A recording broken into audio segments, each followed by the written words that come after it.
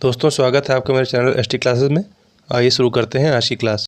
दोस्तों आज हम गलनांक तथा क्वथनांक पर दाब का क्या प्रभाव पड़ता है इसके बारे में जानेंगे, यानी मेल्टिंग पॉइंट और बॉइलिंग पॉइंट पर प्रेशर के इफेक्ट को जानेंगे। लेकिन उससे पहले आइए जानते हैं गलनांक यानी मेल्टिंग पॉइंट तथा क्वथनांक यानी बॉइलिंग पॉइंट के बारे में। गलनांक यानी मेल्टिंग पॉइंट की बात करें तो यह वह तापमान होता है जिस पर कि कोई ठोस पिघलकर द्रव बन जाता है। अर्थात गलनांक एक प्रकार का टेम्परेचर यानी तापमान होता है जिस पर कि कोई ठोस पिघलना शुरू हो जाता है। और एक बात ध्यान में रखनी है कि जो हमारा गलनांक यानी मेल्टिंग पॉइंट होता है यह ठोस से ही संबंधित होता है। अर्थात जब भी हम गलनांक की बात करेंगे तो हम ठोस के गलनांक की ही बात करेंगे। आइए हम कुछ ठोस पदार्थों के गलनांक के उदाहरण को देखते हैं। जैसे लोहे का गलनांक की बात की जाए तो इसका गलनांक लगभग 1500 डिग्री सेंटीग्रेड होता है।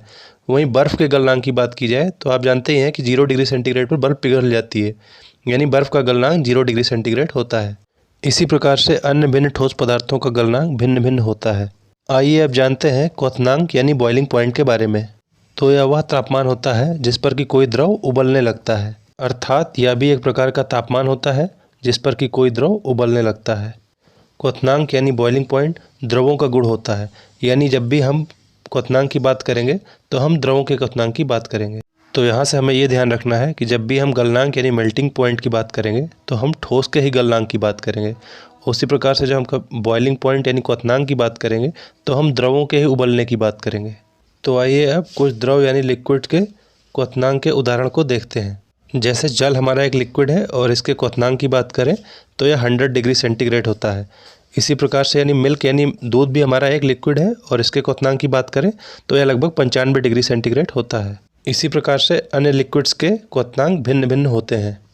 गलनांक तथा क्वथनांक को समझने के बाद अब आइए इन पर दाब के प्रभाव को समझते हैं। तो सबसे पहले हम जानेंगे गलनांक बिंदु पर दाब के प्रभाव को, यानी कि मेल्टिंग पॉइंट पर प्रेशर का क्या इफेक्ट पड़ता है इसके बारे में सबसे पहले हम जानेंगे।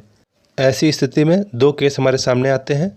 पहले वे ठोस पदार्थ जिनको गर्म करने पर उनका आयतन बढ़ता है, तथा दूसरे केस में हम ऐसे ठोस पदार्थों के बारे में जानेंगे जिनको गर्म करने पर उनका आयतन घटता है। तो आइए अब देखते हैं केस 1 यानी ऐसे ठोस पदार्थों के बारे में जिनको गर्म करने पर उनका आयतन बढ़ता है। ज़्यादातर ठोस पदार्थ हमारे इसी कैटेगरी में आते हैं, यानी ज़्यादातर ठोस पदार्थों को गर्म करने पर उनका आयतन बढ़ता ही है। जैसे हम बात करें लोहा, तांबा, सोना, चांदी, लकड़ी, मोम या अन्य ठोस पदार्थों को भी, तो इनको गर्म करने पर इनका आयतन बढ़ता ही है। तो ऐसे ठोस पदार्थों के गलनांक बिंदु पर दाब के प्रभाव की बात करें तो दाब बढ़ाने पर इनका गलनांक बिंदु यानी मेल्टिंग पॉइंट बढ़ जाता है और दाब घटाने पर इनका मेल्टिंग पॉइंट घट जाता है। यानी ऐसे ठोस पदार्थों का गलनांक बिंदु इन पर लगने वाले दाब के अनुक्रमानुपाती यानी डायरेक्टली प्रोपोर्शनल होता है। तो आइए इस प्रभाव को हम लोहे के एग्जाम्पल से समझते हैं। लोहे के गलनांक बिंदु यानी मेल्टिंग पॉइंट की बात करें तो यह लगभग 1500 डिग्री सेंटीग्रेड होता है, यानी 1500 डिग्री सेंटीग्रेड पर लगभग लोहा पिघल जाता है। अब यदि हम चाहते हैं कि हमारा लोहा जल्दी पिघल जाए तो हमें मेल्टिंग पॉइंट को कम करना पड़ेगा, और मेल्टिंग पॉइंट को कम करने के लिए हमें प्रेशर को भी कम करना पड़ेगा। तो इस प्रकार से प्रेशर को कम करने पर हमारा लोहा जल्दी पिघल जाएगा। इसी प्रकार से यदि हमारे पास एक तांबे की छड़ है और हम चाहते हैं कि यह जल्दी ना पिघले, तो इसके लिए हमें इसका मेल्टिंग पॉइंट बढ़ाना होगा, जिसके लिए हम दाब को बढ़ाएंगे और दाब बढ़ाने से मेल्टिंग पॉइंट बढ़ जाएगा, यानी अब हमारे तांबे की छड़ जल्दी नहीं पिघलेगी। तो यहाँ से हमने ऐसे ठोस पदार्थों के बारे में जाना जिनको गर्म करने पर उनका आयतन बढ़ता है, तो उनके गलनांक बिंदु पर दाब का अनुक्रमानुपाती प्रभाव पड़ता है, तथा इसका प्रयोग करके हम ज़्यादातर ठोस पदार्थों का मेल्टिंग पॉइंट घटा या बढ़ा सकते हैं। तो मेल्टिंग पॉइंट पर दाब के प्रभाव में अब हम केस नंबर 2 को देखते हैं। सेकंड केस में ऐसे ठोस पदार्थ आते हैं जिनका आयतन गर्म करने पर घटता है। ऐसे ठोस पदार्थों की संख्या बहुत ही कम है। अगर कुछ प्रमुख ठोस पदार्थ के उदाहरण की बात करें तो बर्फ़ और रबड़ ऐसे पदार्थ हैं जिनको गर्म करने पर उनका आयतन घटता है। तो आइए अब ऐसे ठोस पदार्थों के गलनांक बिंदु पर दाब के प्रभाव को जानते हैं।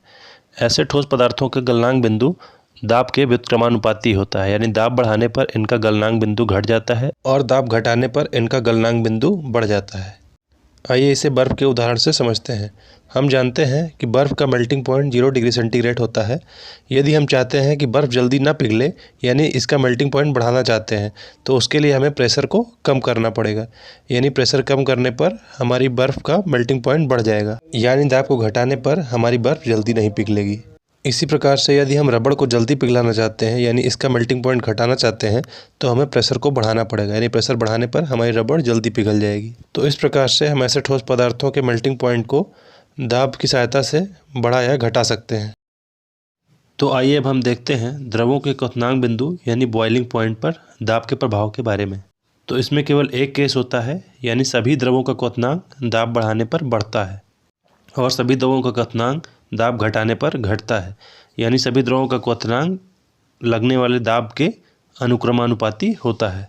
आइए इसे एक प्रयोग से समझते हैं।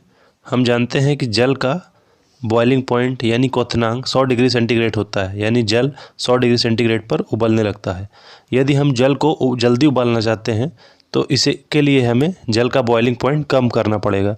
जल के बॉइलिंग पॉइंट को कम करने के लिए हमें दाब को घटाना पड़ेगा, यानी दाब को घटाते ही हमारा जल जल्दी उबलने लगेगा। तो इस प्रकार से हम द्रवों के बॉइलिंग पॉइंट को दाब को बढ़ा या घटा कर कंट्रोल कर सकते हैं। तो इस प्रकार से आज हमने जाना द्रवों के क्वथनांक तथा ठोसों के गलनांक पर दाब के पड़ने वाले प्रभाव के बारे में। तो आज की क्लास में इतना ही। अगर आपको वीडियो पसंद आई हो और कंटेंट पसंद आ रहा हो तो प्लीज़ चैनल को सब्सक्राइब जरूर कर दें। थैंक यू, धन्यवाद।